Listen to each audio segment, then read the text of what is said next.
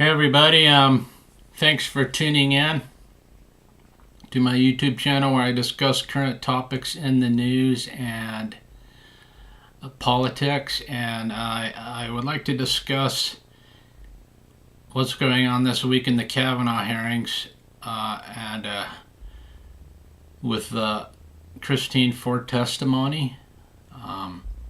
She's accuser number one, and what's going to happen this week, or what should happen.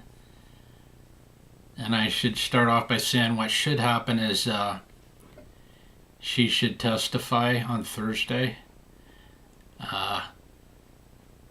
and answer every question she can, and Kavanaugh should testify too. I believe Mark Judge should probably testify too, or provide a written signed affidavit stating nothing happened at a minimum.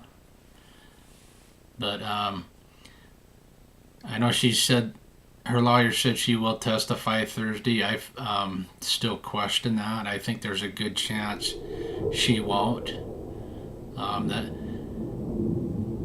There's a second and third accuser now, and the Democrats are piling on hard, and it's pretty obvious they want to kill the nomination before Thursday, before Christine Ford gives testimony. That's the ideal situation for the Democrats.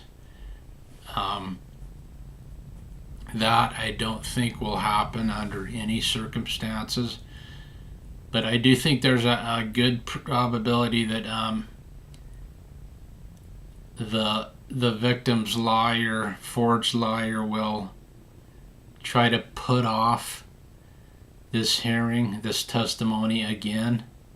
I don't think it's gonna work, but I think their best shot at doing it is to have her be sick and to make sure it's believable. So make sure she's not just got a cold, but I mean she's like got the flu or something. So do whatever you have to make her look sick. Maybe put her in a hospital, or whatever. So but I think the lawyers have been highly political. For the second accuser and the first, there's a few examples, and that does give me concerns.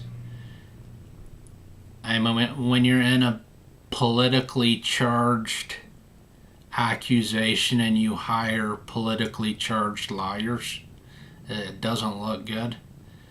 And the lawyers for Ford and the second accuser, for example, they both immediately demanded the FBI investigate.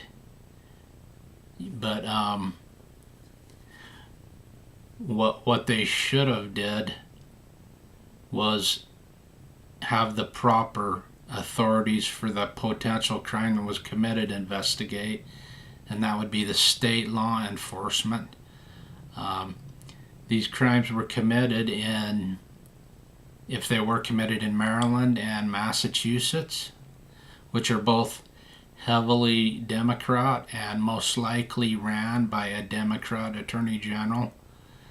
So my question is, why didn't these lawyers, or why didn't these accusers demand or call the attorney general's office in those states and ask him to open an investigation? I mean, they're Democrats. They know they're going to be treated 100% fair in their request, and I'm sure that they can do it. I mean, you can get the top law enforcement people in each state and they can do it. But they didn't. But the reason they didn't do it, and they instead demanded the FBI do it, which is because they know the FBI doesn't do those type of investigations, and so they can call it a sham. They can say my victim wasn't treated fairly because no investigation was done. But even if an investigation was done and they didn't find anything, they would still be calling it a sham because Trump runs the executive branch and he controls the FBI. So the Democrats, these Democrat lawyers were being 100% political, in my opinion, and they knew it, and they should be exposed for it. And I'm very surprised none of the media has asked, like Ford's lawyer, why they haven't called the Attorney General and asked him to open an investigation. But that's just one example where they've been political. There's been others, but I think you'll see even more of that this week by the lawyers. But as far as the testimony goes, if it does happen, I think there's a few important things to watch that might tell us, what's actually going on and if this is really about the truth or about something else. But one of them is look to see if Ford is coached by her lawyer. And when I mean that, I mean after every question, she needs to consult with her lawyer before she can give an answer. If she does that, and I know that sounds ridiculous, but I mean, the lawyer's very political, so I wouldn't be surprised. And the other thing, and I think this is even bigger, is if this is in a closed door or an open door setting. That can tell us a lot, because I've heard Democrats complain about how hard this has been, how emotional this has been on this woman, how she's got death threats, how she's had to move, and I believe all that, and I hope things get better for her. But and how emotional and traumatic this type of event is. And can you think of any woman that would want to do this in public in front of a camera? Well, I don't think most would. But yeah, I think they will. She might not want to, but I think her lawyer will have her do it. So if I was Grassley, I would make it closed. I would make it closed and make them request that it be an open setting. And then watch, her testimony, if it's good, they will politicize it. It's going to be in campaign ads all over the place during the midterm elections. So don't be surprised if you see that. Their goal is to get out the female vote.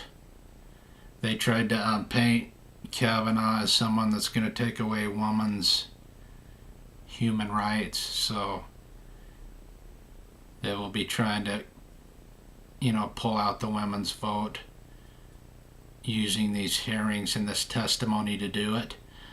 And the other certain question to ask is Kavanaugh's testimony. If Ford does very compelling testimony and seems to sway a couple of senators, will he have the ability to sway him back? What type of testimony will he give? I know nobody's really thought about that, but I actually think it's really important what type of testimony he gives. So, and the other big thing is the second accuser made some very graphic allegations regarding Kavanaugh and what he did to her. It will be interesting to see how in detail the Democrats go if they're allowed to question him on that. They might try to question him on his sex life all throughout high school and in his marriage and et cetera, et cetera. That's it. Thanks. Bye.